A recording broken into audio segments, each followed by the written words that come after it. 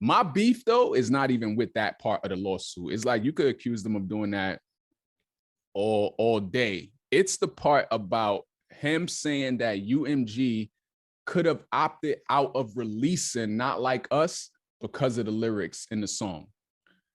And with that, my issue with that is because if Drake is successful with this lawsuit and he actually brings it to a lawsuit and he wins the lawsuit, that would be a slippery slope for the future of music, where labels would be afraid to release certain music. They would be scanning these lyrics and like, we might not want to release this song. You're going to have to change these lyrics because they're going to be afraid to be sued. This is where we would be heading if Drake is successful with this lawsuit. Turn to the side, let me see. Damn, I think we all could agree. You and your friends, I'll count it 2 or 3. And you looking even better here with me. We don't need no dinner, you the no boo. Tell me where you're from, girl, is your local? Got a couple dollars we could go through. Take a couple trips, yeah, I could show you. Jump in my Impala, get the backseat going. We just let the top down, getting top now, hold it. That song you just heard is my new joint. It's called Blow a Bag. You can search it on all streaming platforms. Just search Holliewood Blow a Bag. Add it to your playlist. Send it to your friends. If you like what you heard, appreciate you for listening. Now let's get ready to get into what's hot in these blogs. First things first, Drake versus Universal Music Group. This kind of came as a surprise for me, and I think a lot of people. Drake filed this petition. Many thought it was a lawsuit, but it's probably going to become a lawsuit shortly. But it's a petition where he's petitioning UMG to release, I guess, information. And the reason he's doing this is because he's accusing Universal Music Group of inflating the presence of Kendrick Lamar's Not Like Us on social media and on streaming platforms. We know Kendrick and Drake just had this monumental rap beef that took over the internet for a few months. And Not Like Us is a song that just took on a life of its own. Like, it's out of all the songs that dropped during the Drake and Kendrick beef, Not Like Us is probably the one that's most talked about. And Drake is accusing UMG of inflating it. He's accusing them of using bots. He's accusing them of using payola tactics to get this song to appear more popular than it was, according to Drake. Another thing he's accusing UMG of doing is intentionally releasing this song knowing that it had lyrics in it that would show Drake in a not so flattering light. He's accusing him of defamation because of some of the lyrics in the song where Kendrick is accusing Drake of, for lack of a better term, fancying minors. And he said that Drake should be placed on neighborhood watch, essentially. And the song came out, it did what it did. Now, all these weeks later, here comes Drake with this petition. And I could only charge it to the fact that arguably he lost this rap battle with Kendrick, because why now? I don't know. So for the first part of Drake's claims that UMG inflated the presence of Not Like Us, I feel like it's a 50-50 chance. Is very much they could have, but it's also a 50% chance that they didn't do it at all, because this beef, like I just mentioned, was one of the most popular at one point. At a point where anytime a song dropped from either one, people was on it. People was streaming it. It was like taking over social media, the think pieces, the who won this round, who won that round, what's next. Like, it was the talk. It was all the rage on social media. So my thing is, songs could go viral.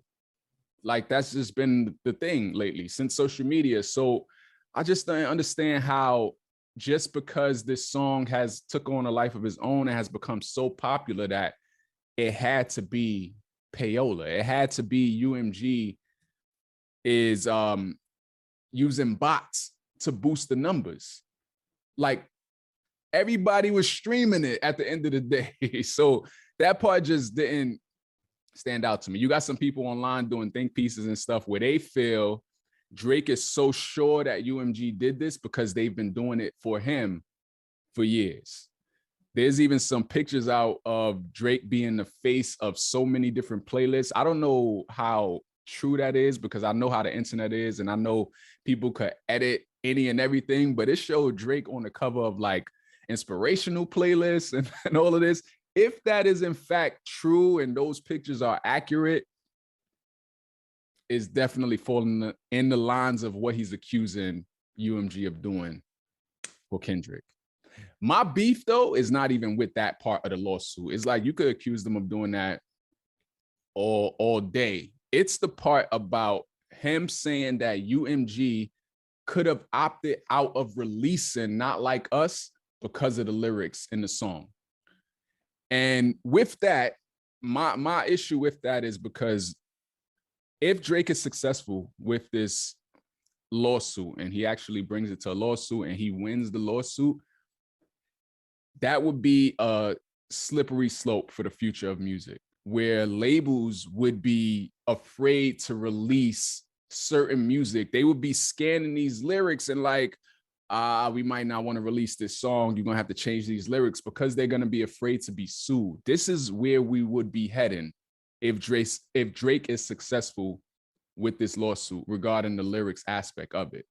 It's like, I feel like if you feel what Kendrick was saying and Not Like Us was defamation, I feel like Drake should have addressed it right away, instantly. If you felt that strongly that him calling you a pedo and saying you fancy minors and saying that you should be placed on neighborhood watch and that you're around certain types of people, I feel like it would have been more respected if Drake would have took legal action right away.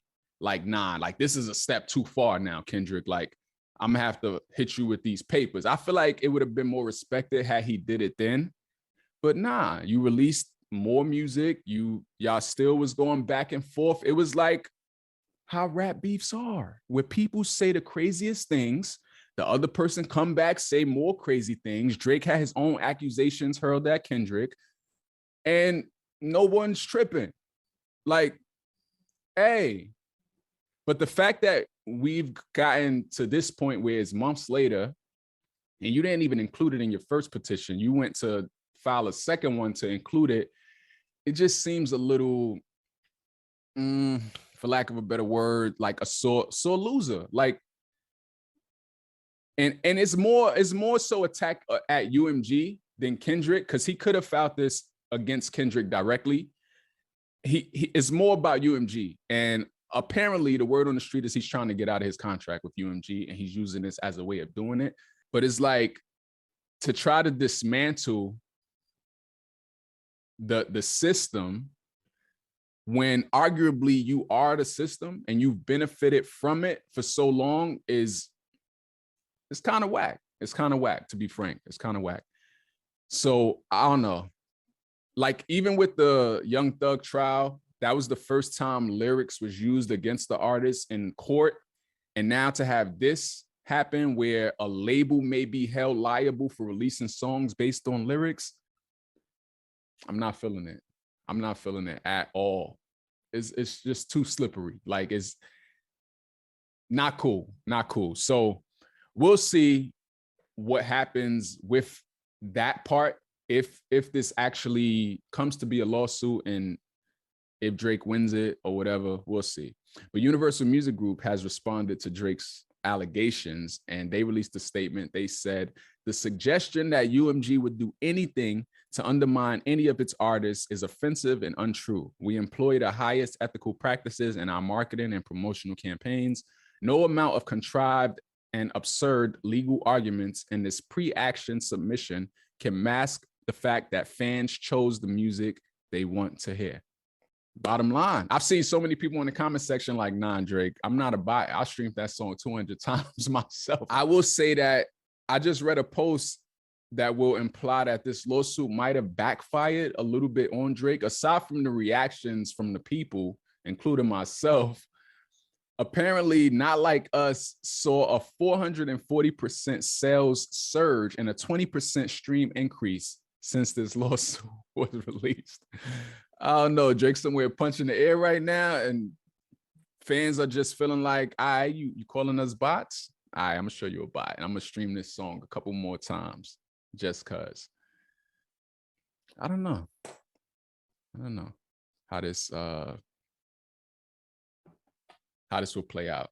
I do want to read one comment somebody had posted. Let me see if I can pull it up real quick, because there was also this initial narrative that some people were trying to put out that Drake's filing of this is ultimately going to help the independent artists, as if he was doing this for the greater good of artists. And I want to read a comment from someone that I felt summed it up perfectly for me. So this person said, why are people trying to spin this as an altruism for Aubrey? It's nonsense. This is the same type of thinking that makes people wrongfully position Trump as some champion of Main Street because he hates the government. And I was like, well said, my friend, well said. I think this is solely for Drake. Like this is selfish reasons why Drake is doing this. It's not for the greater good of indie artists and the future, and because this has been going on for decades, even like that type of practice where certain artists take over just a little more than others. It's like it's common. And I just don't think that Drake doing this is to fight against that for indie artists in the future. I disagree on that, but we'll see. Let me know what y'all think about this lawsuit. Should labels be held liable for lyrics that artists put in their songs? And do you think that UMG boosted Not Like Us, or was it organic? Let me know. But we're gonna move on. What else is hot in these blogs? More controversial picks for 45, aka Trump, and his upcoming cabinet. I spoke about a few last week or so. This week, I want to highlight two more that's very controversial. Tulsi Gabbard. If confirmed, Tulsi Gabbard will become the U.S. Director of National Intelligence. And the reason this is controversial, some accuse her of being a Russian sympathizer. She had a controversial meeting with the Syrian leader, Bashar al-Assad, in 2017.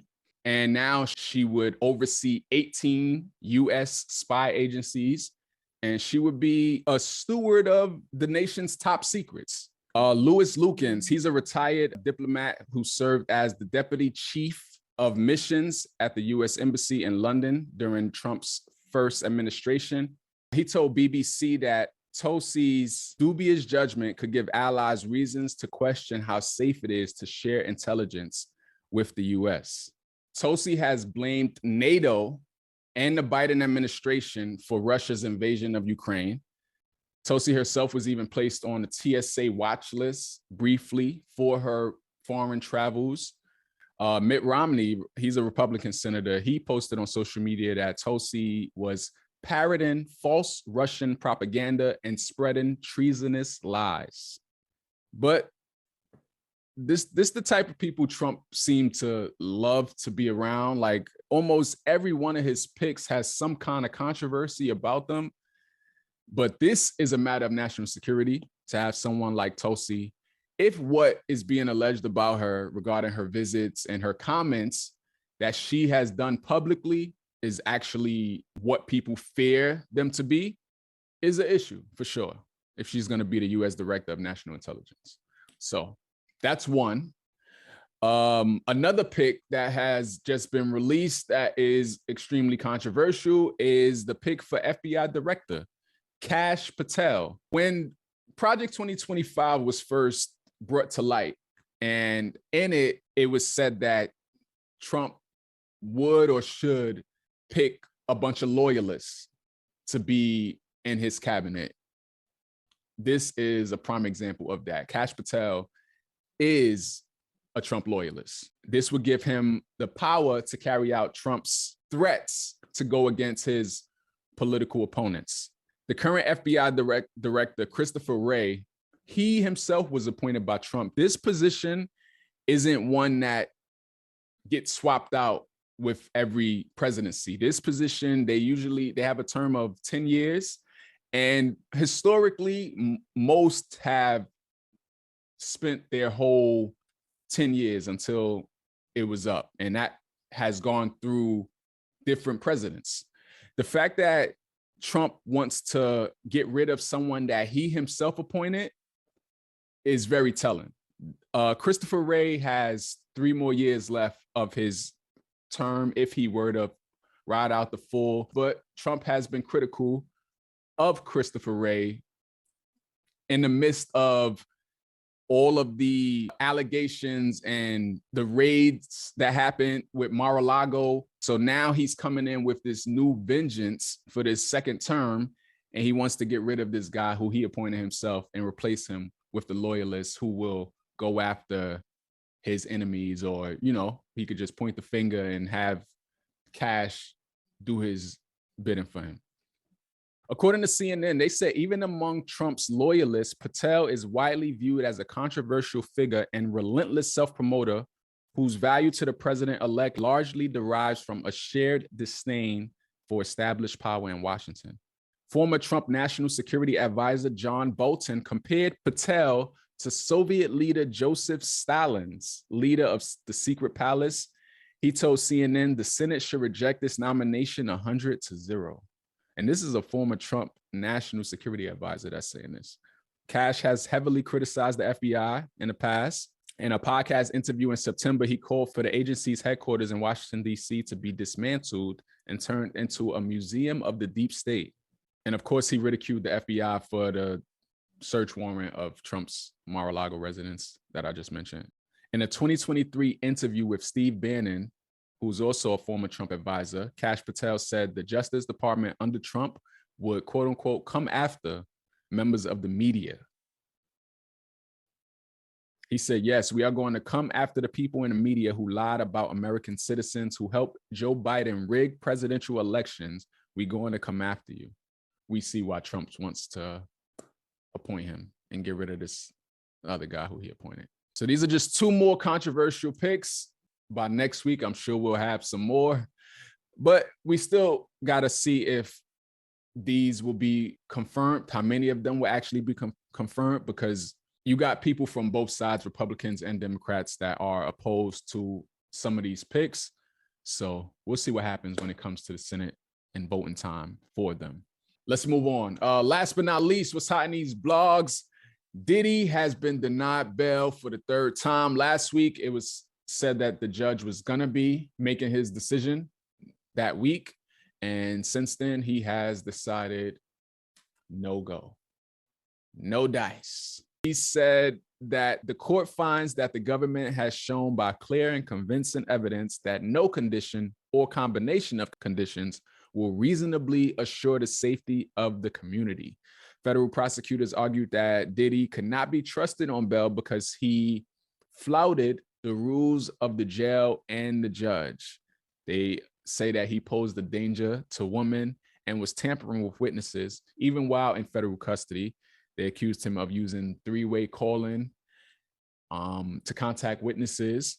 They accused him of violating the judge's own order limited communications and ignored his lawyer's guidance, in part by orchestrating a social media campaign around his birthday to try to influence the potential jury pool. I spoke about that last week as well.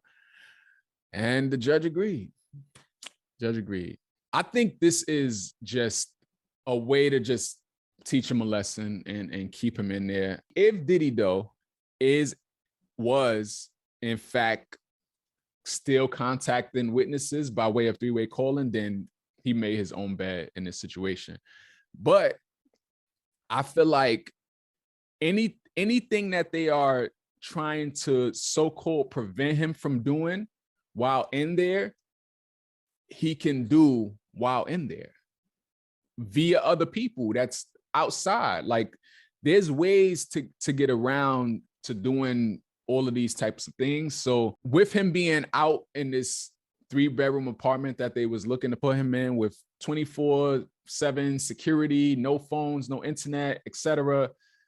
I just feel like it wouldn't make what they're accusing him of doing any greater than him being in there and doing it same way. So I think this is just a matter of teaching him a lesson and making him suffer and pay and spend this time in there. We don't know what's going to happen come the trial, if he'll be acquitted or not, but he will have spent these months in jail.